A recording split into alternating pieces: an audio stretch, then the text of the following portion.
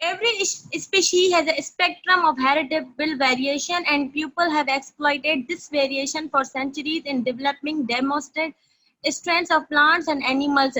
हर species में कोई ना कोई spectrum होता है, उसकी heritable variation पेरेंट्स से ऑफस्प्रिंग तक चेंज होती जाती है। ये हम सेंचुरी से देखते आ रहे हैं, चाहे वो प्लांट हो, डोमेस्टिक प्लांट्स हो या एंड होता है। These historic roots of genetics, the scientific study of heredity and of the mechanism by which characteristics are transmitted from one generation to the next, date back to the earliest attempts in selected breeding.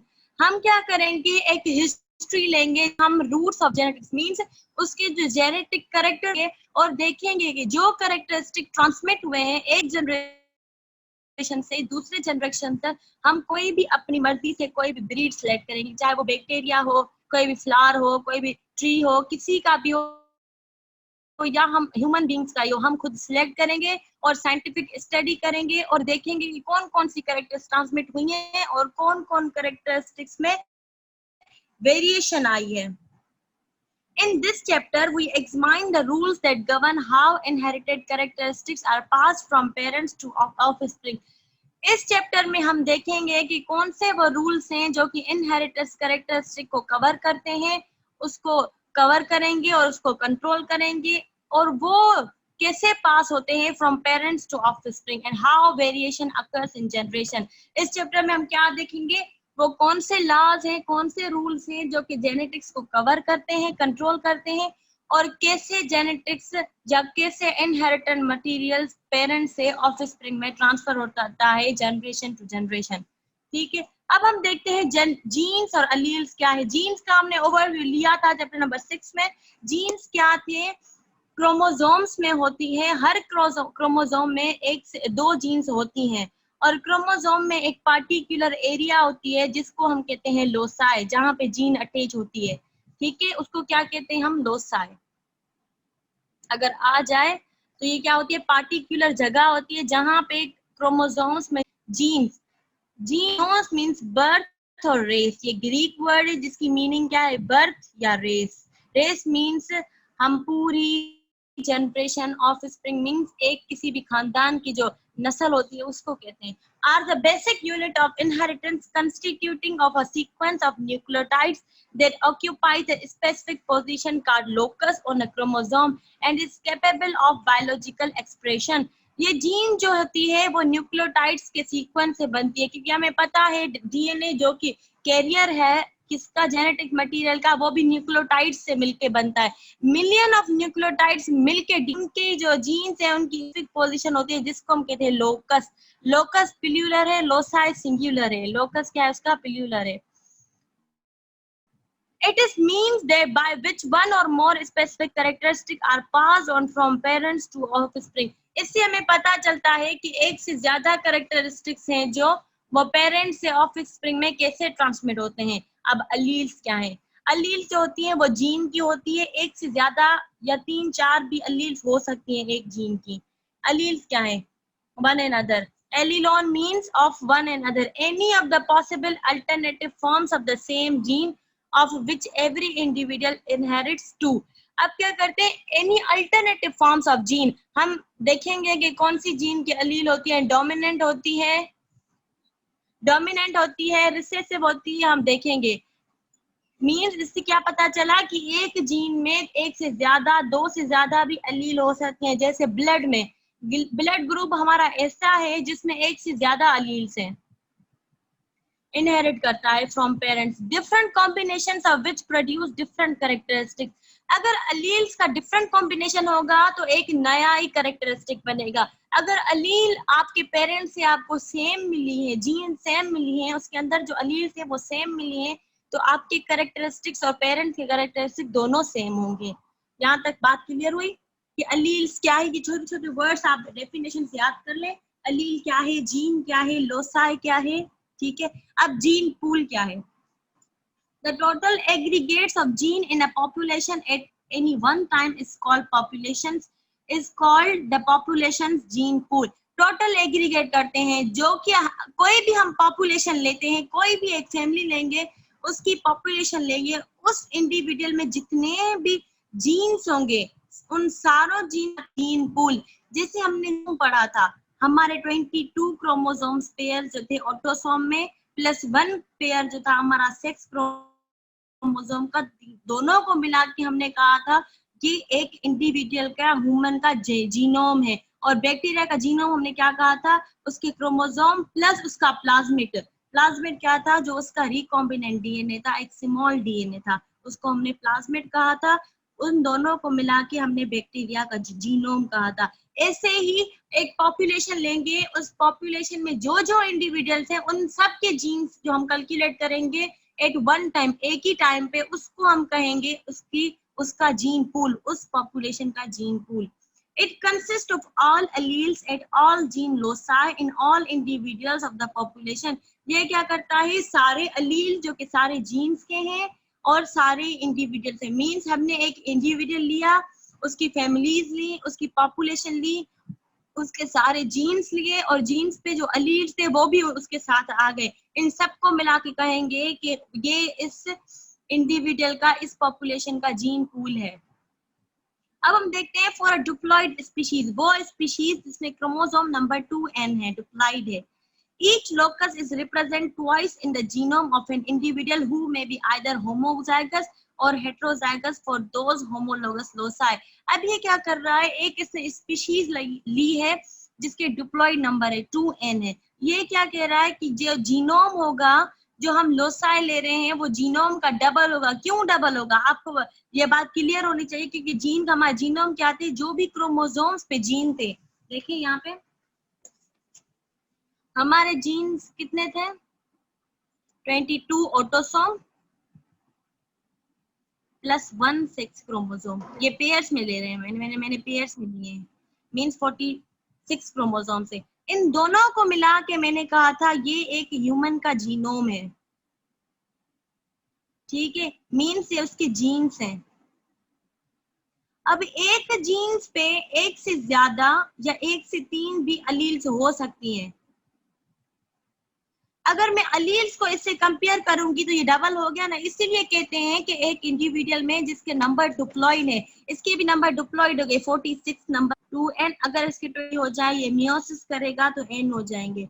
अगर हम diploid को लेंगे और उसको genome को देखेंगे कि जो अलील का रेशियो होगा वो उससे ट्वाइस होगा।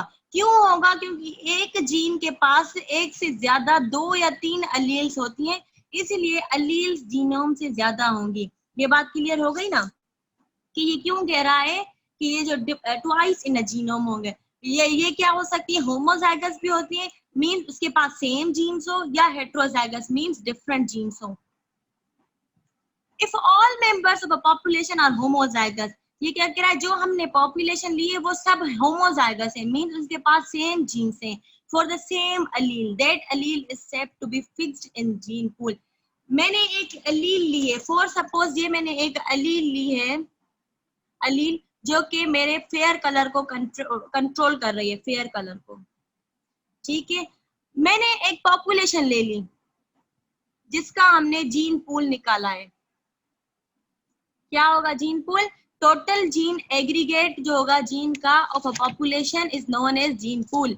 मैंने क्या किया, एक अलील ली जो कि कंट्रोल कर रही थी फेयर कलर को। हमने देखा कि जो पॉपुलेशन में जो भी इंडिविजुअल थे वो सब फेयर थे, कोई काला नहीं था। इसका मतलब ये अलील इस सब में है, कोई भी काला ना हुआ, मतलब ये अलील सब में प्रेजेंट है, इसलिए तो सब फेयर कलर के हैं। इस अलील को हमने कहा fixed in the gene pool, means ये पूरे जीन में सबके पास है, इसलिए ये जीन पूल में फिक्स हो गई है, ठीक है। इसका मतलब ये था कि उस अलील को क्या कहेंगे, to be fixed in a gene pool. Usually however there are 2 or more alleles for a gene, ये बात करती है कि हमारे जीन के पास 2 हो सकती हैं या 2 से ज्यादा भी अलील हो सकती हैं।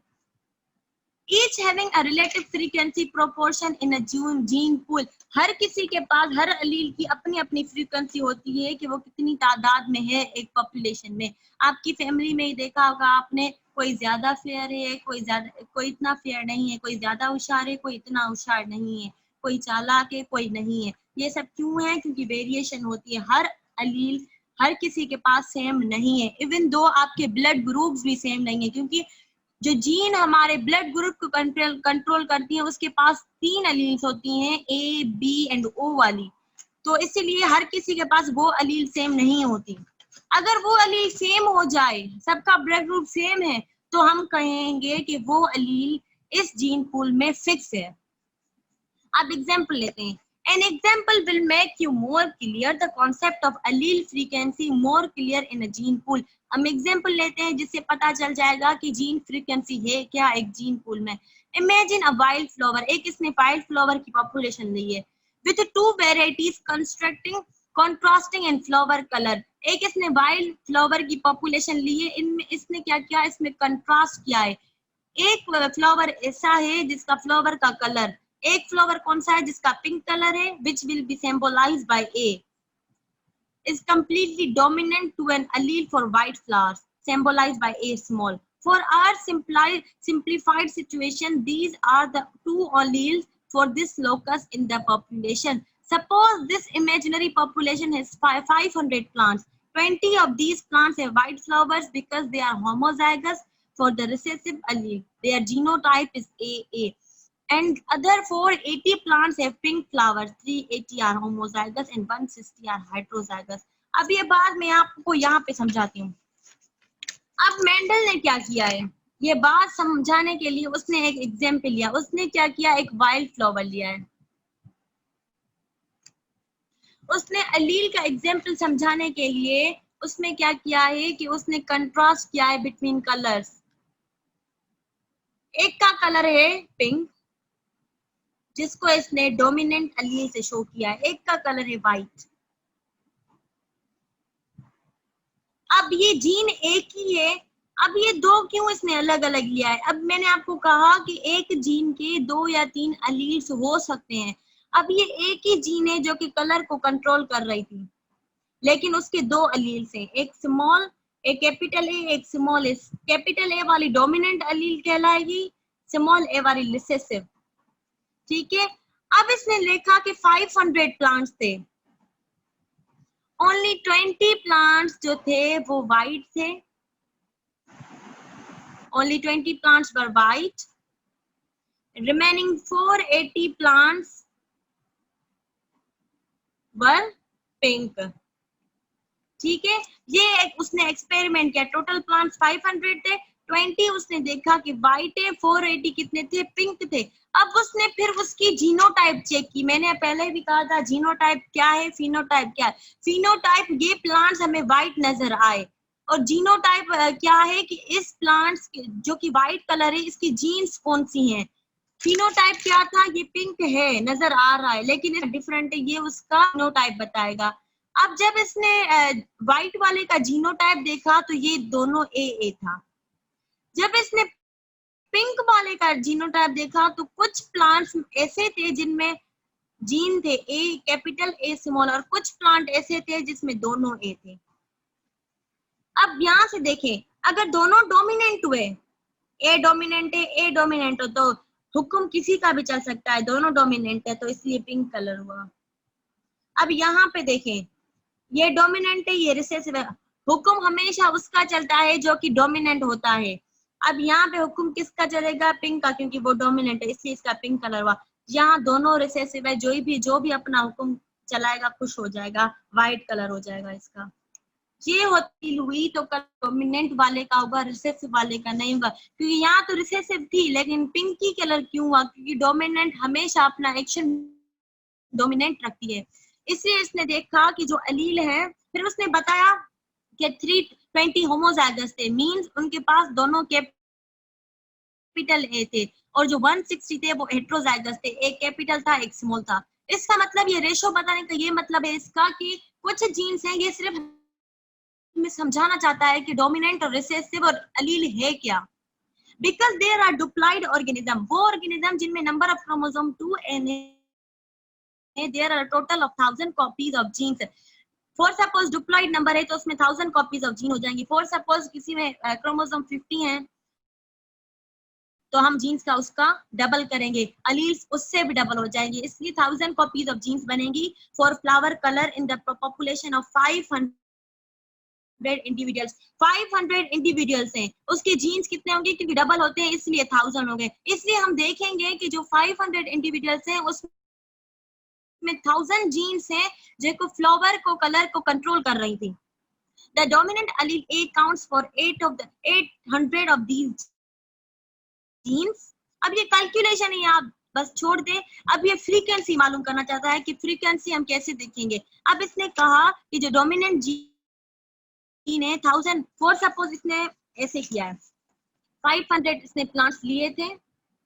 अब ये जीन्स कैलकुलेट करेगा, एक डोमिनेंट है एक रिसेसिव है, 2 का मल्टीप्लाई करेंगे, एक डोमिनेंट एलील है एक रिसेसिव है, तो 2 को करेंगे 1000 हो जाएगा। मींस 1000 ऐसी जीन्स हैं जो कि कलर को कंट्रोल कर रही हैं। अब 1000 में से 800 ऐसी थी जो कि डोमिनेंट थी।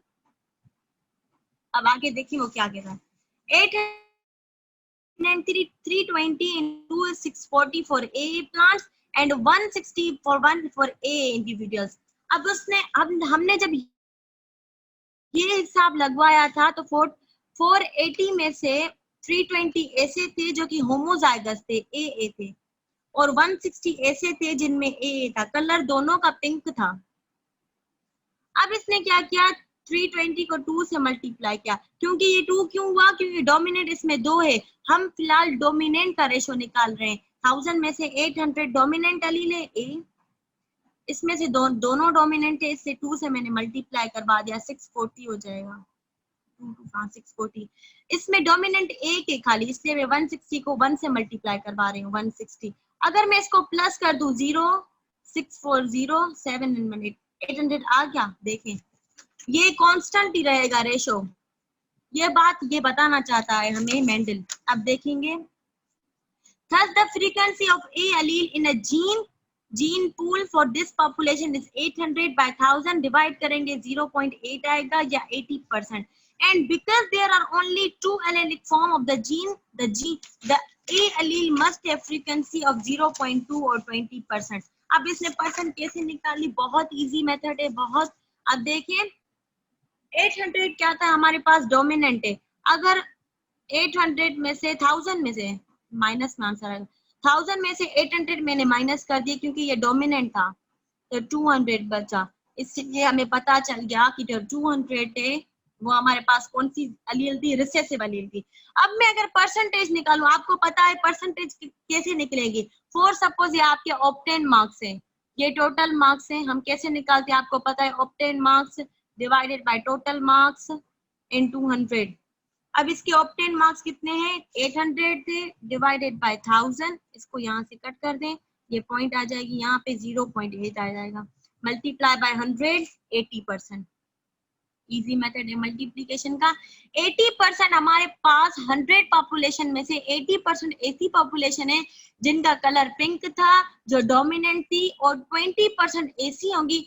अब माइनस कर दें 100 में से 80, जरूरी नहीं कि दोबारा निकालें, माइनस कर दें, 20% ऐसी थी जो कि रिसेसिव थी। ये इसकी फ्रीक्वेंसी इसने मालूम कर दी। Related to these allele frequency are the frequency of genotype।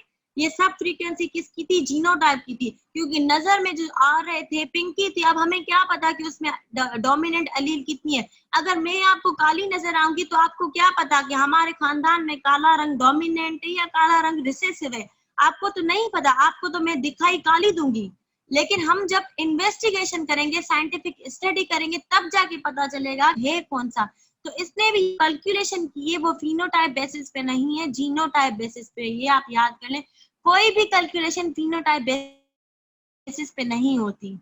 In our imaginary wildflower population, these frequency for AA are 0.64। अब दोबारा इसने फ्रीक्वेंसी निकाली है कि 0.300, ये मैं आपको समझाऊंगी खुद ही, बस यही समझ में। अब इसने क्या किया था कि अब ये तो इसने क्या किया, पहले ये जो फ्रीक्वेंसी निकाली, इसने पहले डोमिनेंट की निकाली और रिसेसिव की निकाली। अब ये देखना चाहता है कि ये जो फ्रीक्वेंसी इसने की है कि जो ऐसे प्लांट्स जो होमोजाइगस थे, अब कौन से प्लांट्स, 500 में से ऐसे प्लांट्स पहले जो होमोजाइगस थे for pink colour, homozygous for pink colour, और दूसरे जो हेट्रोजाइगस थे for pink colour, heterozygous for pink colour, और तीसरे वो जो कि व्हाइट कलर के लिए होमोजाइगस थे। अब इसने देखा कि होमोजाइगस हमारे पास कितने थे, 320 थे शायद, और ये 160 थे, और ये थे ही सिर्फ 20 500 में से। अब ये डिवाइड करता जाएगा, 320 को ये 500 से डिवाइड करेगा, 160 को ये 500 से डिवाइड करेगा, ये रेशियो निकालना चाहता है 500 से, क्योंकि ये टोटल था। जब इसने इसको डिवाइड किया तो इसका जो रेशियो आया 0.64 आया, और इसने जब इसका किया तो रेशियो आया 0.32।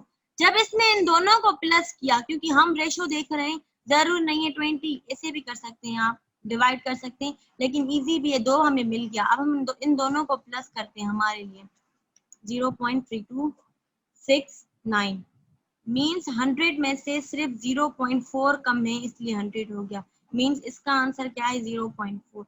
अब इसने पहले क्या किया, खाली डोमिनेंट और रिसेसिव का रेशियो निकाला कि हर जीन में किसका रेशियो कितना है, क्योंकि ये फ्रीक्वेंसी मालूम कर रहा है। अब इसने क्या किया, उसी होमोजाइगस उसी डोमिनेंट का क्या किया, वो फिनोटाइप जो वो प्लांट जो नजर, लेकिन उनके पास जीन एक डोमिनेंट थी एक रिसेसिव थी, और वो प्लांट जो नजर पिंक आ रहे थे लेकिन उनके पास दोनों डोमिनेंट जीन्स थी, उन दोनों का रेशियो निकाल लिया, हमें व्हाइट वाले का रेशियो मिल गया। या इन दोनों में से किसी एक का निकाले, इसका निकाले, ये मिल जाएगा।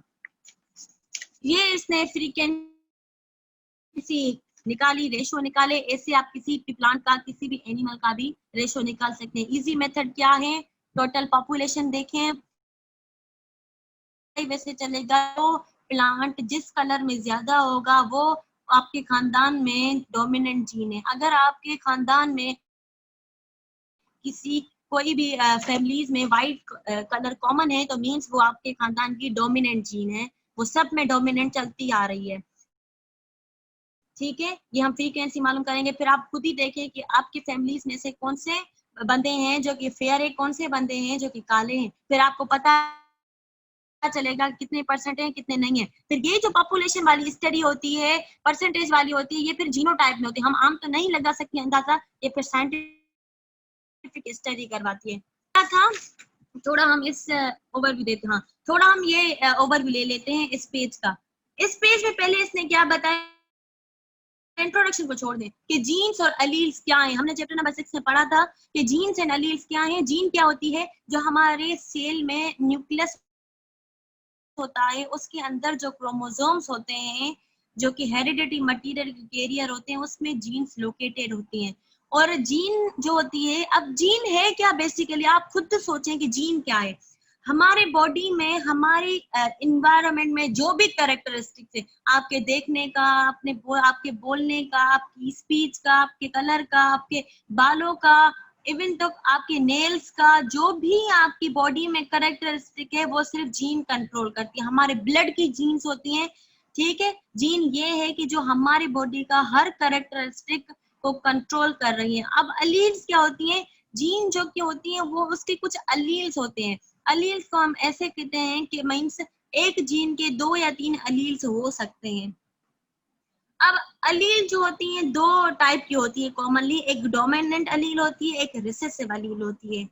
जीन्स जो होती है वो क्रोमोसोम पे ऐसे ही नहीं अटैच होती कि पूरा क्रोमोसोम है, पूरा क्रोमोसोम है यहाँ पे, मीन्स ये न्यूक्लियस है, ये सेल है, ये क्रोमोसोम कहीं पे भी अटैच नहीं, एक पार्टिकुलर पॉइंट बनी होती है जिसको हम कहते हैं लोसाई, जहाँ पे जीन अटैच होती है।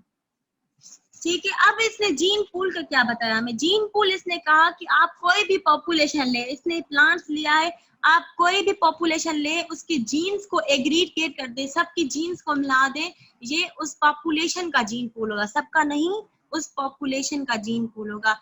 अब इसने एक एग्जाम्पल लिया, इसने क्या किया, आप देखिए कि हेट्रोजाइगस और होमोजोगस क्या है, डोमिनेंट और रिसेसिव अलील क्या है। इसने क्या किया, 500 प्लांट्स लिए, ऐसे प्लांट्स लिए जो कि वाइल्ड फ्लावर थे, जंगल में थे, उनको उनका क्या किया, उसने कलर को मैच करवाया। उसने देखा 500 में से ऐसे प्लांट्स थे ऐसे प्लांट थे जो कि 20% सिर्फ वाइट थे एंड 80% थे वो सिर्फ पिंक थे।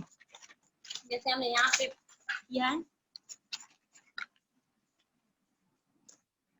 ऐसे प्लांट्स में उसने लिए 500 लिए और कलर को मैच करवा रहा था मेंडल। उसने देखा कि आफ्टर क्रॉसिंग ऐसे ही प्लांट्स थे, सिर्फ 20 प्लांट्स ऐसे थे जो कि वाइट थे, 480 थे जो कि पिंक थे। अब उसने कहा कि ये तो फिनोटाइप है, ये जो नजर आ रहा है, लेकिन उसका जीनोटाइप क्या होगा? जीनोटाइप जब 20 का तो जो कि रिसेसिव होगा वो तो हमेशा होमोजाइगस ही होगा, ए होगा। रिसेसिव जो भी होंगे हेमोजाइगस होंगे, हेट्रोजाइगस नहीं होगा। अगर हेट्रोजाइगस होगा तो ये डोमिनेंट हो जाएगा, ये बात आप याद कर लें। अब जब 480 को उसने देखा तो 320 ऐसे प्लांट्स थे जिसमें डोमिनेंट काम कर रही थी और 160 ऐसे थे जिनमें हेट्रोजाइगस थी। मींस दोनों थे, होमोजाइगस अलील्स भी थी, हेट्रोजाइगस अलील भी थी। ये आगे जाके फिर क्लियर हो जाएगा जब हम प्रोसेस करेंगे, ठीक है। अब इसने कहा कि हम फ्रीक्वेंसी कैसे निकाल लें। इजी मेथड है फ्रीक्वेंसी निकालने का। आप क्या करेंगे, ये तो आपको जो उसने कहा है कि जी होते हैं क्या होती है। अब आप ऐसे करेंगे कि आप 500 का क्या करेंगे, 480 को पहले हम डिवाइड करेंगे 320 और 160 में, क्योंकि अब हम फ्रीक्वेंसी निकालने जा रहे हैं। 500 टोटल थे, 160 ऐसे थे जो कि हेट्रोजाइगस थे, 320 ऐसे थे जो कि होमोजाइगस थे और 20 ऐसे थे जो कि रिसेसिव होमोजाइगस थे। अब इनको मैं क्या करूंगी, टोटल नंबर ऑफ प्लांट से डिवाइड करती जाऊंगी। जब मैंने इसको डिवाइड किया तो मुझे आंसर में मिला 0.16, शायद नो 0.32। जब मैंने इसको डिवाइड किया 0.64 मिला। जब मैं इसको डिवाइड करूंगी या इसको प्लस करूंगी ये 0.4। अब ये क्या है, ये इसका रेशो है। असल में ये क्या करने जा रहा था, मेंडल क्या कर रहा था, मेंडल ये कर रहा था कि एक जीन में एक जीन पूल पहले इसने लिया। जीन पूल में बहुत सारी जीन्स होती हैं, जीन पूल है फॉर सपोज ये। अब इसमें इतनी सारी जीन्स पड़ी हुई हैं, हमने एक जीन ले ली कलर की।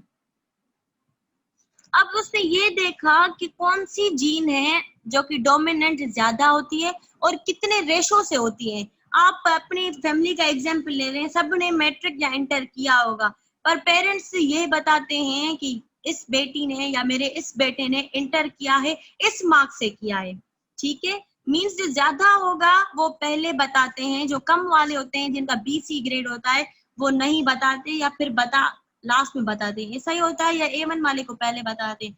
वैसे ही मेंडल देखना चाहता था कि वो कौन सी जीन है, अलील है जो डोमिनेंट है, कितने परसेंटेज से। हमें देख पता चल गया कि जो डोमिनेंट अलील है होती है वो फंक्शन ज्यादा परफॉर्म करती है और उसकी ज्यादा मार्क्स आती हैं। वैसे ही आपके घर में या तो आपकी अम्मी की चलती होगी या तो आपके अब्बू के चलती होगी, आपकी नहीं चलेगी इतनी। वो डोमिनेंट होते हैं घर के। सेम एज ही जीन्स और अलील्स में यही काम होता है कि जो डोमिनेंट होता है वो ज्यादा अपना असर दिखाता है और जो रिसेसिव होता है वो अपना कम असर दिखाता है। ये बस फ्रीक्वेंसी आप याद करें। अगर फॉर सपोज आ जाए क्वेश्चन तो आपको ये रेशो गिवन होगा, ये आप नहीं निकाल सकते ऐसे एक्सपेरिमेंट के बिना, ये आते नहीं है MCQs पर। अगर आ जाए तो ये आपको रेशो गिवन होगा। ये याद रखना कि जो टोटल प्लांट्स है उससे डिवाइड करना है। बस टाइम बचाने के लिए डिवाइड नहीं करें सबको, 2 कर दिए तो दोनों को प्लस करके थर्ड का आंसर आएगा। ये याद रखना कि इन सब का जो रेशो आना चाहिए वो 100 के बराबर आना चाहिए, ठीक है।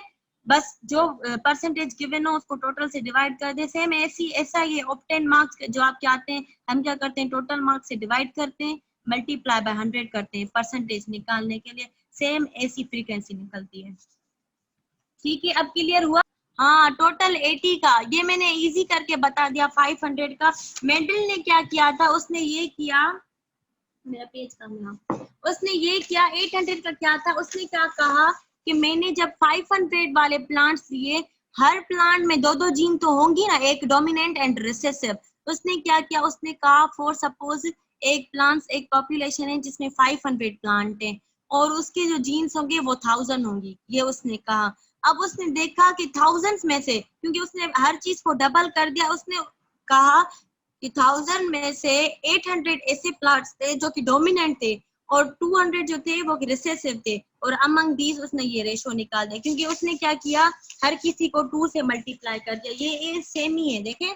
अगर मैं यहाँ पे 500 कर दूं तो मैं क्यों इसको डबल से मल्टीप्लाई करूंगी, क्योंकि ये डोमिनेंट का निकालने जा रहा था अलग। अगर यहाँ आप इसको प्लस करेंगी तो हमारे पास कितना आंसर आएगा, 480 आ रहा था, और 20 क्या थे हमारे पास, रिसेसिव थे। अगर आप इसको डबल करके करेंगी तब भी आंसर 800 आएगा जो कि गिवन था, और अब 200 आ जाएगा उसका रिसेसिव का। ये बस उसने कहा था। अब ये देखना ये चाहता था, पहले हमने यहाँ पे क्या देखा, कितने रेशो से है। अब ये देखना चाहता था कि ये डोमिनेंट कितना रेशो है, रिसेसिव कितना रेशो है, और ये जो हेट्रोजाइगस है वो कितना रेशो है। बस इसने ये किया, इसने पहले इसको 2 से मल्टीप्लाई करवाया, मींस डबल कर दिया, और हर किसी का अलग अलग रेशो निकाला। बस ये आगे कॉन्सेप्ट और क्लियर हो जाएंगे, मे भी थोड़ी कंफ्यूजन हो, लेकिन आगे जब हम लास्ट पढ़ेंगे तो और बेहतर क्लियर हो जाएगा। अब मेंडल ने कुछ लाज दिए थे, बहुत लाज दिए थे, बल्कि कुछ नहीं दिए थे बल्कि तबाही कर दी थी। बहुत लाज दिए थे। अब हम कुछ लाज का रिव्यू करेंगे। The work of Gregor Mendel, earliest investigators who had made hybridization experiment. Hybridization आपने पढ़ी होगी, केमिस्ट्री में है। With plants were failed because of their methodologically and choice of material. पहले जो भी साइंटिस्ट थे जिसने प्लांट्स पे काम किया था वो फेल हो गए क्योंकि उन्होंने मटेरियल गलत चूज किया। लेकिन मेंडल ने वही वर्क किया, लेकिन उसके प्रोसीजर सक्सेसफुल हो गए। Gregor John Mendel was familiar with the work of his procedures. The reason of this success lies in his wise choice of material and his methods of study.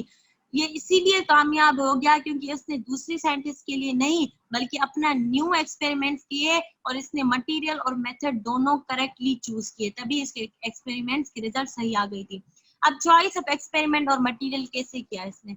The element of luck in choice of experiment plant, ये luck भी है कि उसने ऐसे luck की वजह से सही मटेरियल चूज किया या उसकी जहानतें, ये हम देखते हैं। एग्जाम्पल, पिसम सेटिवम। पिसम सेटिवम बोटेनिकल नेम है। ये बोटेनिकल नेम याद कर लें, मुश्किल होते हैं लेकिन याद कर लें, रट लें या कुछ भी करें। ये बोटेनिकल नेम हर साल टेस्ट में आते हैं, 1 या 2 आते भी है।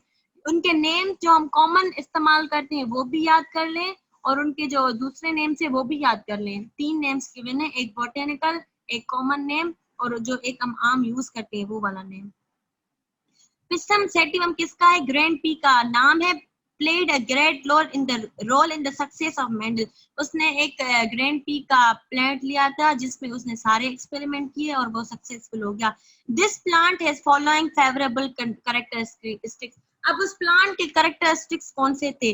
The plant are easy to cultivate, हम वो प्लांट ग्रैंड पी का हर जगह पे कल्टीवेट कर सकते हैं और वो ग्रो भी अच्छे से हो जाता है। This plant is self-pollinating and cross-pollinating can only takes plant place artificially. ये क्या करता है, सेल्फ पॉलिनेटिंग और क्रॉस पॉलिनेटिंग का मतलब क्या आता है कि वो अपने प्लांट में ही होता है कि वो मल्टीप्लाई करे, रिप्रोड्यूस करे। क्रॉस पॉलिनेट नहीं करता, मींस उसके स्पोर्स जो है, प्लांट्स के जो स्पोर्स होते हैं, स्पर्म्स नहीं होते, स्पोर्स होते हैं ना, उसे कोई विंड की जरूरत होती है ना किसी पानी की जरूरत होती है, क्योंकि वो अपने प्लांट में ही रिप्रोड्यूस करता है। अगर हम उसकी क्रॉस पॉलिनेशन करवाएं तो वो आर्टिफिशियल मेथड होगा।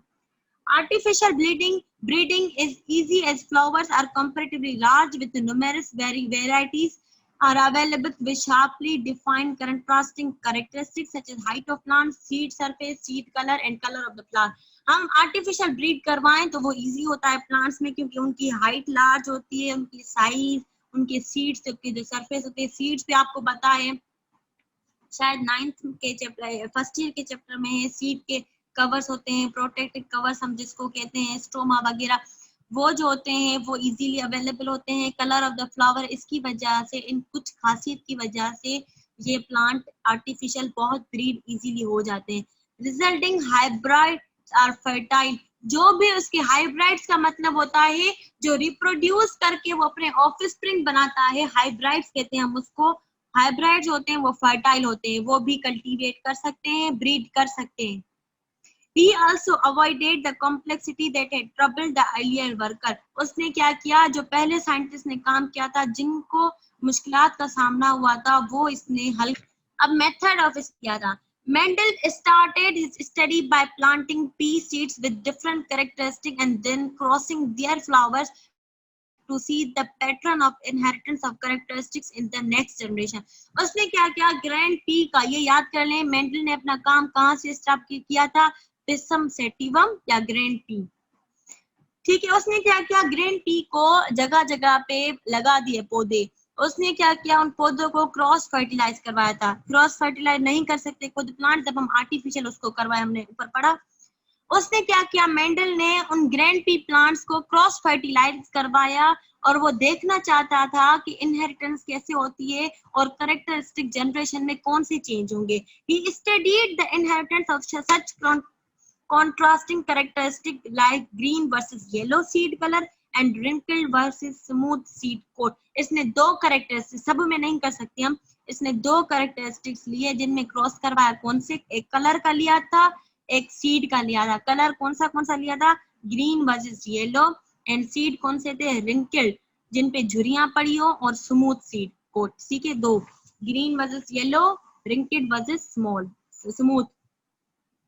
He maintained a complete record of each cross and made exact counts of each type of offspring. इसने जैसे जैसे ऑफस्प्रिंग पैदा होते गए, ये एक दिन का काम नहीं है, सालों लग जाते हैं रिसर्च करने में। मेंडल ने भी इंतजार किया जब, अब उसने क्या किया, पी प्लांट्स को पहले कल्टीवेट करवाया। उसने क्या किया कि पी प्लांट्स जो थे उनको ग्रो करवाया, उसने वो पौधे उगाने शुरू किए। फिर उसने उन प्लांट्स को सेल्फ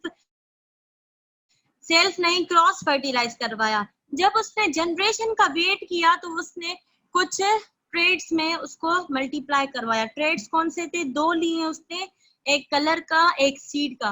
कलर का जो था ग्रीन वर्सेस येलो, ये था green versus yellow, and seed का क्या था, wrinkled versus smooth। अब हम देखते हैं कि इसने क्या ऑब्जर्व किया। He maintained a complete record of each cross and made exact counts of each type of spring। जैसे जैसे स्प्रिंग्स उसके प्लांट के होते गए, वैसे वैसे उसने क्या किया, पूरे रिकॉर्ड वो रखता गया ताकि रिजल्ट को मैच करवा सके। Mendel found that the cross between green and yellow result in all yellow seed coat। उसने ये देखा कि जब मैंने ग्रीन प्लांट्स को येलो से मल्टीप्लाई करवाया, जो भी प्लांट्स मुझे मिले उनका सीड कोड था वो येलो था। एक ये बात, ठीक है।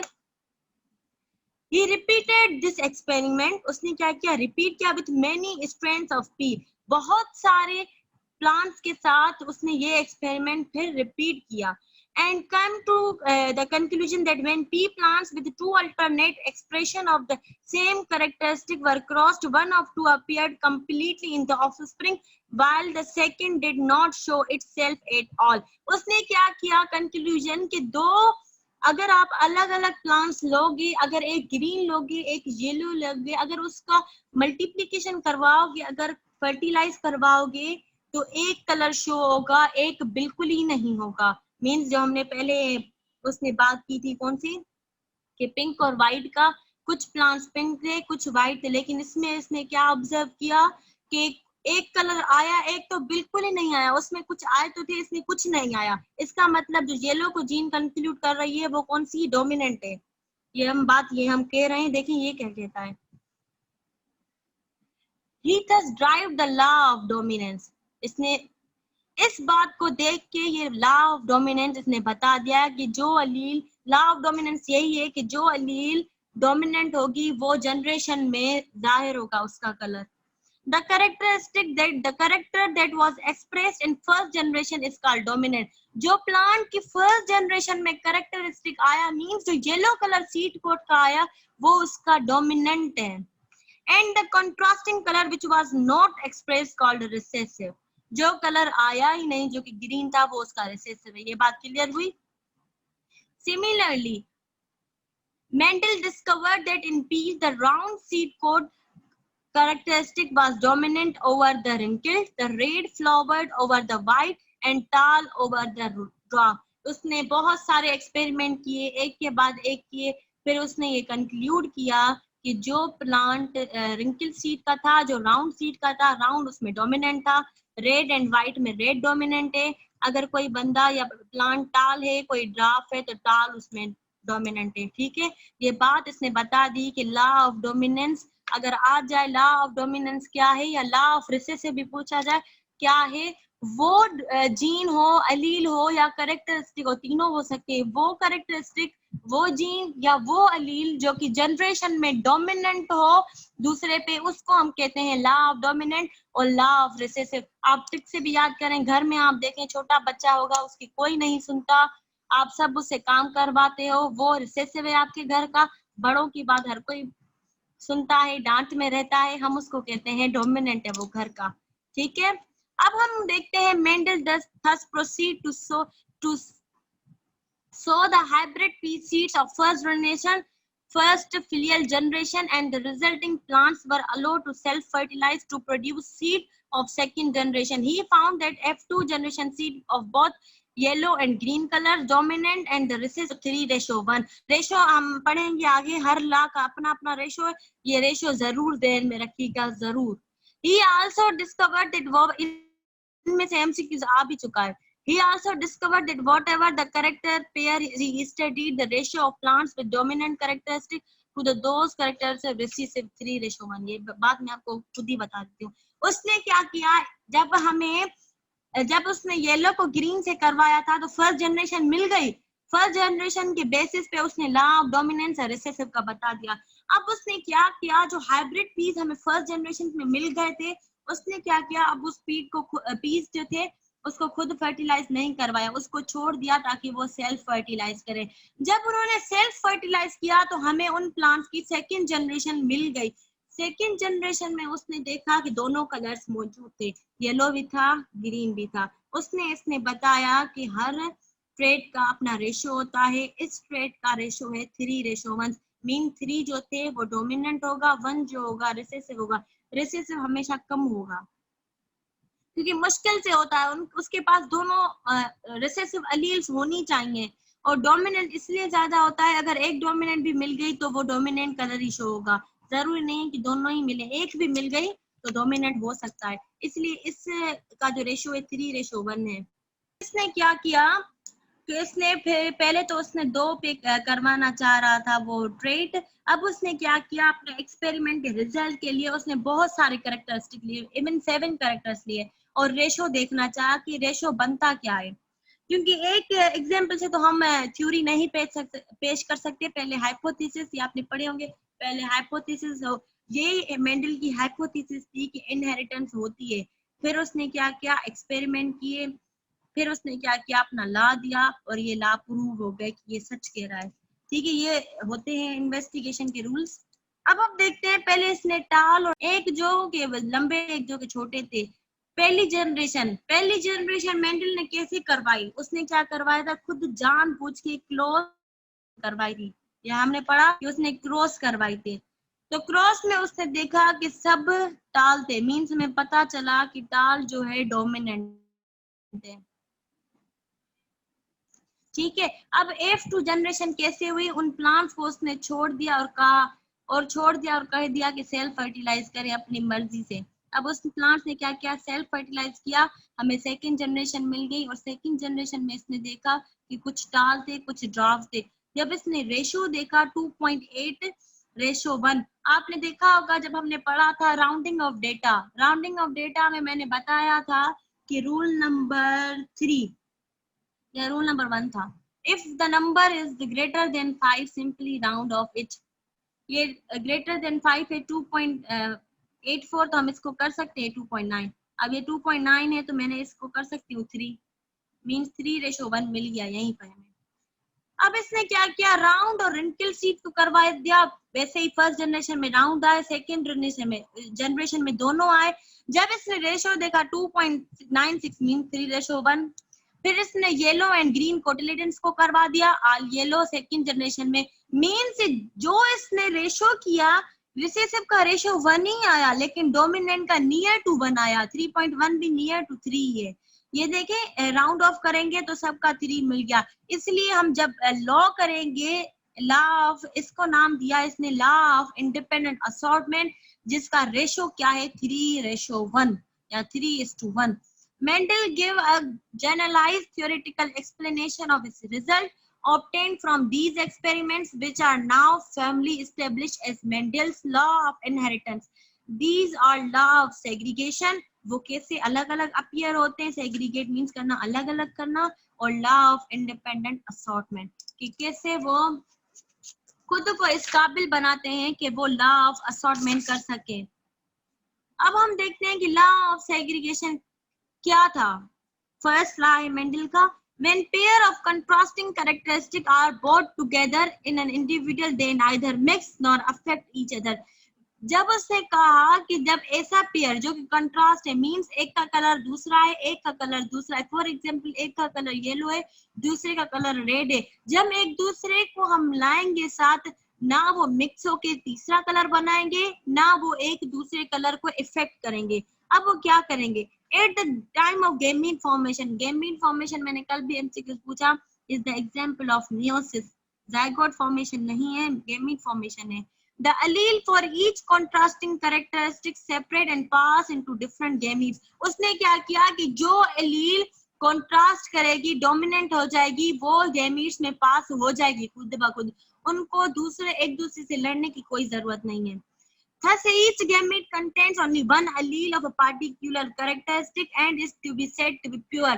जो भी हमारे गैमीट्स में जो जीन्स होती हैं, अलील्स होती है, वो प्योर होती है, क्योंकि या तो डोमिनेंट होगी या रिसेसिव होगी, दोनों नहीं आएंगी। अगर दोनों आएंगी तो फिर मदर से क्या मिलेगा हमें, फिर वो तो एबनॉर्मलिटी हो गई ना। This separation of allele is known as law of segregation, इसलिए हम कहते हैं लॉ ऑफ सेग्रीगेशन। मींस दो थी अलील, फॉर सपोज बी कैपिटल भी थी, बी स्मॉल भी थी, अब इन दोनों ने लड़ाई नहीं की, जो डोमिनेंट होगी, अगर रिसेसिव का फिलहाल ट्रेट चल रहा है तो वो रिसेसिव गैमीट में चली गई, अगर डोमिनेंट था डोमिनेंट चली गई, मींस कोई भी एक चली गई। ये हमारे पास गैमीट आ गया, फॉर सपोज के पास रिसेसिव थी और मदर से हमें डोमिनेंट मिल गई, मींस हमें जो कलर मिला वो ब्लू होगा, या मदर से हमें रिसेसिव मिल गई, बी स्मॉल मिल गई, मींस हमारा कलर कोई ब्लू नहीं कोई और होगा। ये कहना चाहता था। This law is called as law of purity of gametes. जो भी गैमीट के पास जीन होगी, अलील होगी, वो प्योर होगी, दोनों नहीं होंगी, ना कि मिक्स हुई होगी, ना कि दूसरी अलील ने उसको कोई नुकसान पहुंचाया होगा, मींस प्योर थी, जो थी वही हमें मिली। Mendel's law of segregation, each organism contains two factors for each trait and these factors segregate during the formation of gametes। two factors का मतलब आप समझ जाएंगे कि एक रिसेसिव होती है, एक डोमिनेंट, एक दूसरे कलर के लिए, एक दूसरे कलर के लिए। वो क्या करेंगे, फॉर्मेशन ऑफ, जब गेमीट्स की फॉर्मेशन हो रही होगी, मीन सेल में मियोसिस हो रही होगी, तब वो क्या करेंगे, सेपरेट हो जाएंगे।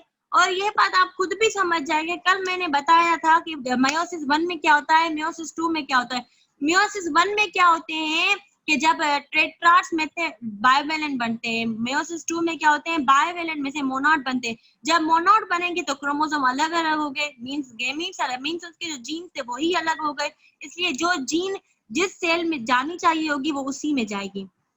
Contains only one factor, means एक जीन गैमीट के पास एक ही फैक्टर होगा, दोनों नहीं होंगे। When fertilisation occurs the new organism receive two factors, means from each parent. एक होगी इसीलिए एक फादर से आएगी, एक मदर से आएगी, इसीलिए के पास, इसीलिए हर ऑर्गेनिज्म के पास दो दो का नंबर कांस्टेंट है। अगर ये नहीं होता तो नंबर पता नहीं कहाँ चले जाती और एबनॉर्मलिटीज हो जाती बहुत।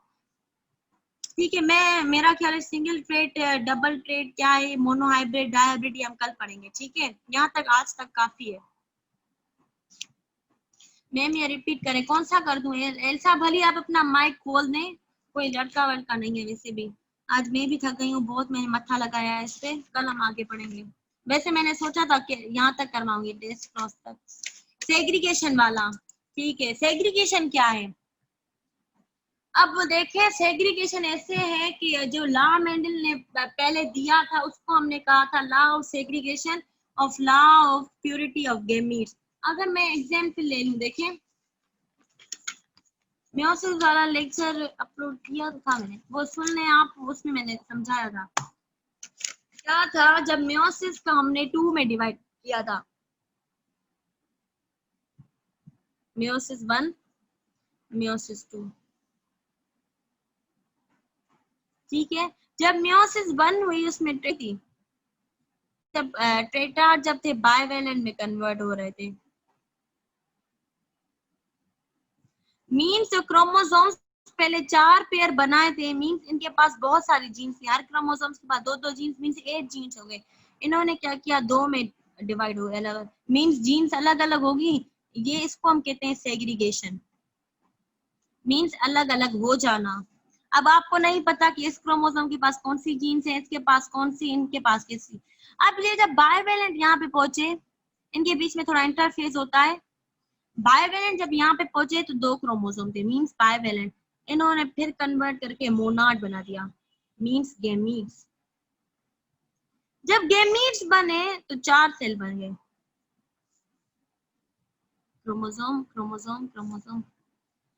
अब जो जीन्स पहले यहाँ पे साथ थी वो सबको कंट्रोल कर रही थी। फेयर कलर भी था, बंदा होशियार भी था, इंटेलिजेंट भी था, चालाक भी था, नजर भी तेज थी। मीन्स ये जो भी ट्रेड्स थी, 4 जीन्स को हम एग्जाम्पल ले रहे हैं, ये 4 जीन्स थी इन क्रोमोसोम्स में। अब जब ये अलग अलग हो गई तो इसके पास फेयर वाली आ गई, इसके पास इंटेलिजेंस वाली आ गई, इसके पास गुस्से वाली आ गई।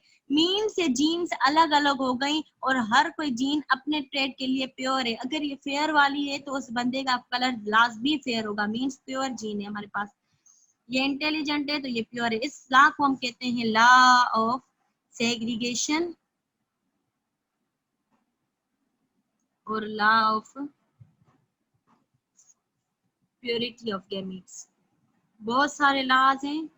अब हम कोशिश करेंगे इस चैप्टर को अच्छे से पढ़ेंगे क्योंकि ये इम्पोर्टेंट चैप्टर है, और 2-3 और भी चैप्टर हैं वो हम करेंगे। पहले इम्पोर्टेंट चैप्टर कर लेंगे, फिर वो आगे वाले चैप्टर फिर करेंगे। ठीक है, ये समझ में आ गया? और किसी को कुछ पूछना है या आगे थोड़ा करें या कल करें? आप इसको फिर से रिवाइज कीजिएगा, बुक में से पढ़ें, थोड़ा रिवाइज करें, फिर कल मैं आपसे